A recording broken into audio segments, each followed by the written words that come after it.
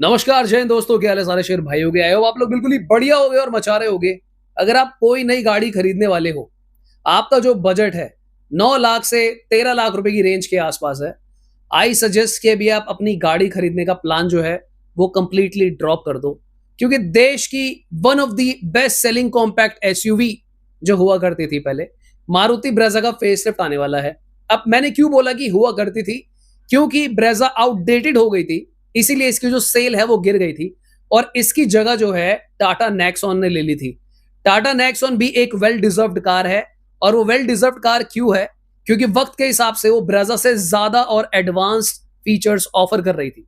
पर अब मारुति ने कुछ ऐसे चेंजेस कर दिए ब्रेजा के अंदर कि भाई आपको 110% इस गाड़ी के लिए रुकना चाहिए और साथ ही में इसका इंतजार करना चाहिए। इसकी टेस्ट ड्राइव लेने से पहले आपको कोई दूसरी गाड़ी नहीं खरीदनी चाहिए। आज की वीडियो थोड़ी सी स्पेशल रहेगी बाकी दिनों से, क्योंकि मैंने थोड़े से डीप एनालिसिस करे हैं ये समझने के लिए कि कैसे मारुति ब्रेजा जो है, जिसकी सेल आज की डेट में इतनी गिर चुकी है कि ये टॉप 10 से भी बाहर हो चुकी है, कैसे वापस सेकंड या थर्ड स्पॉट पे आ सकती है। और अगर मैं कॉम्पैक्ट एसयूवी सेगमेंट की बात करूं तो शायद से ये दोबारा से अपना ताज वापस भी छीन सकती है।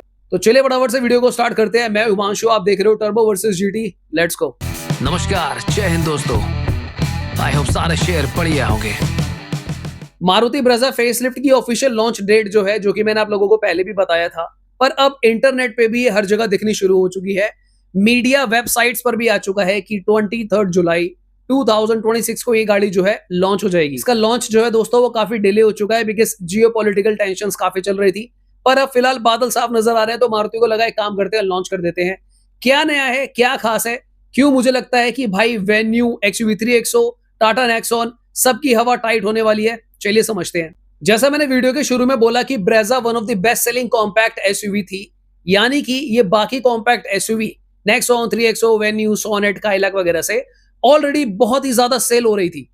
पर धीरे धीरे इसका डिक्लाइन आना शुरू हो गया क्योंकि लोगों ने रियलाइज किया कि जो दिग्गज गाड़ियां हैं नेक्सॉन, XUV3 XO, इनमें भी बहुत बड़े बड़े फीचर्स आते हैं जो ब्रेजा में नहीं आ रहे। फॉर एग्जाम्पल जो टॉप मॉडल लेने निकलता था उसको मिलता था भैया वेंटिलेटेड सीट का फीचर, जो यहाँ पर आपको देखने को अब ब्रेजा में भी मिल जाएगा। लोगों को चाहिए था टर्बो इंजन, अब मारुति ने 1 लीटर का बूस्टर जेट इंजन इंट्रोड्यूस कर दिया है। ये वही इंजन है जो आपको फ्रॉन्क्स में भी देखने को मिलता है। काफी लोगों को ऐसा लगा कि यार 1 लीटर इंजन डाल दिया अब तो ब्रेजा अंडर पावर हो जाएगी, पर ये सच नहीं है दोस्तों, because this is a turbo engine और ये एक GDI इंजन है। अगर मैं मार्केट में आने वाले बाकी कार्स को कंपेयर करूं तो वो MPFI इंजन होते हैं। इस इंजन की अगर मैं पावर आउटपुट की बात करूं तो यहां पर देखो पावर बहुत ज्यादा नहीं है, ऑलमोस्ट जितनी ब्रेजा में आ रहा था ऑलमोस्ट आइडेंटिकल BHP आपको देखने को ही मिलेगा, 1-2 BHP का डिफरेंस आएगा। पर अगर मैं टॉर्क की बात करूं तो वो 147 न्यूटन मीटर के आसपास चला जाएगा। टॉर्क ज्यादा है यहाँ पे और टॉर्क ज्यादा होने की वजह से आपको जो इनिशियल पुल है वो थोड़ा सा ज्यादा लगेगा। और मुझे लगता है ब्रेजा अगर आप हाईवेज पे चलाओगे तो अब ब्रेजा जो है मुझे लगता है इजीली 160 से 180 की रेंज के बीच में टच कर पाएगी। हालांकि दोस्तों आई डू नॉट रेकमेंड कि आप इतनी तेज गाड़ी चलाएं। आप फैमिली के लिए गाड़ी लेते हैं तो सेफ रहें, सतर्क रहें। लोग टाटा नेक्सॉन इसलिए भी खरीद रहे थे दोस्तों क्योंकि टाटा जो है वक्त के हिसाब से बहुत एडवांस काम कर रहे थे और नेक्सॉन के अंदर आपको ऑलरेडी पता है कि बूट स्पेस आता था which is called twin cylinder technology. अब मारुति ने ट्विन सिलेंडर टेक्नोलॉजी तो नहीं निकाली, पर इन लोगों ने अंडर बॉडी CNG को डेवलप करा था जो मारुति विक्टोरियस में आई, और अब ये सेम टेक्नोलॉजी ब्रेजा के अंदर भी आ रही है। तो यानी कि देखते जाओ मारुति ने कितने पर्पस सॉल्व करे। पहला वेंटिलेटेड सीट्स, दूसरा इन लोगों ने सॉल्व करा टर्बो इंजन, और तीसरा इन लोगों ने मेजर प्रॉब्लम को सॉल्व करा अंडर बॉडी CNG। दोस्तों अंडर बॉडी CNG जितना छोटा फीचर आपको लग रहा है ना उतना छोटा है नहीं। अगर आप 2026 के हिसाब से समझोगे, लोग ना बहुत घबराए हुए हैं फ्यूल्स की वजह से, क्योंकि एथेनॉल ब्लेंडिंग जो है बहुत स्पीड में चल रही है हमारे देश में। तो लोगों का जो रुझान है अब EV कार्स की तरफ या फिर CNG कार्स की तरफ भी हो रहा है। अब क्योंकि मारुति ब्रेजा के अंदर अंडर बॉडी CNG डालने का यही मतलब है, क्योंकि लोग जो है भाई दूसरी गाड़ी की तरफ जाते, दूसरा तो एक ही ऑप्शन है नेक्सॉन CNG, और तो कॉम्पैक्ट एसयूवी में कौन ही दे रहा है। पर आपको यह बात जानकर थोड़ी सी हैरानी होगी दोस्तों कि इस पूरी ड्यूरेशन में जब तक ब्रेजा फेसलिफ्ट नहीं आ रही थी, लोगों ने अभी भी नॉर्मल CNG ली है बिना बूट स्पेस के साथ।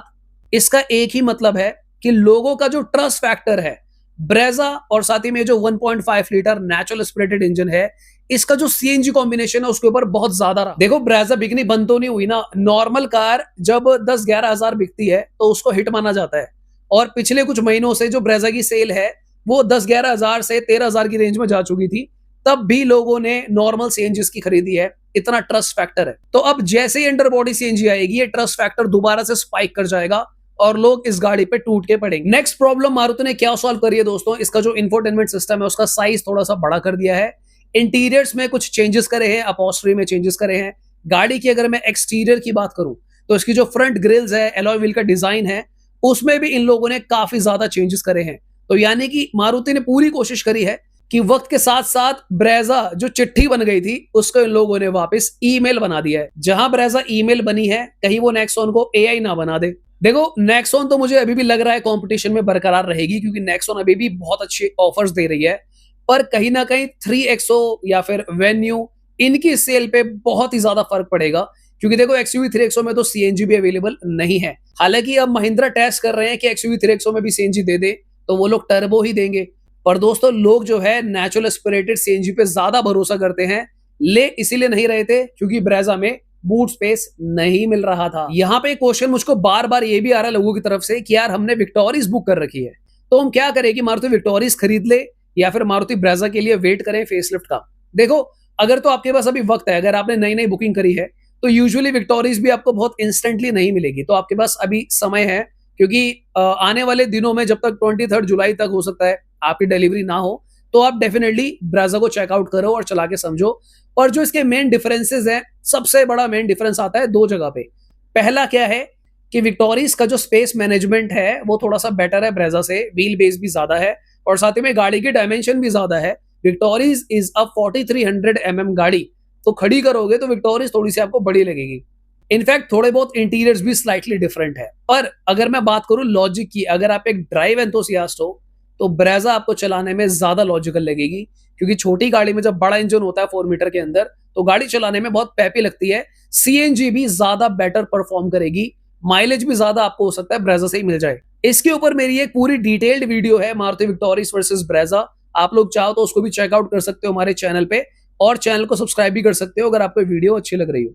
तो दोस्तों, इस वीडियो में मेरे कहने का ये बिल्कुल भी मतलब नहीं है कि आप सारी गाड़ियां छोड़कर जाके ब्रेजा ही खरीदो। What I am trying to tell you is कि कई बार ऐसा होता है कि हमारी पसंद की गाड़ी जो है हमें सामने खड़ी होने के बाद समझ में आती है। तो अगर आप जो भी गाड़ी ले रहे हो, एक बार जाके ब्रेजा को भी चेकआउट कर लो। अच्छी लगती है, चलाने में मजा आता है तो ठीक, नहीं लगती तो भाई जो आपकी चॉइस हो वो आप गाड़ी खरीदो। टाटा भी हमारे देश की कंपनी है, महिंद्रा भी हमारे देश की कंपनी है, hyundai भी कई सालों से हमारे देश में बरकरार है, गाड़ियां सेल कर रहे हैं। किसी भी कार ब्रांड में कोई प्रॉब्लम नहीं है। इट इज जस्ट दैट कि एक बार पुराने घोड़े को भी चेक करना जरूरी है कि भाई इसके ऊपर दोबारा पैसा लगाएं या फिर ना लगाएं। ऑलराइट, तो फिर आज की वीडियो को लेते हैं दोस्तों, मिलते हैं दोबारा किसी और दिन। Thank you so much for watching, bye bye, take care.